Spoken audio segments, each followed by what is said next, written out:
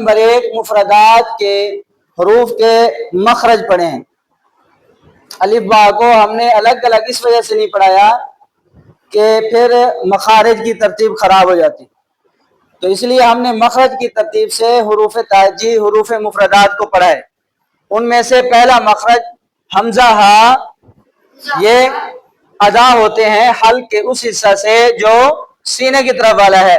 مخرج نمبر 2 عین ہا، ادا ہوتے ہیں حلق کے اس حصہ سے جو درمیان والا ہے۔ مخرج نمبر 3 غین خا، ادا ہوتے ہیں حلق کے اس حصہ سے جو منہ کی طرف والا ہے۔ ان 6 حروف کو کون کون سے؟ حمزہ، ہا، عین، ہا، غین، خا، ان کو حروف حلقی بھی کہتے ہیں، حروف حلقی بھی کہتے ہیں، ان کو حروف حلقی بھی کہتے ہیں۔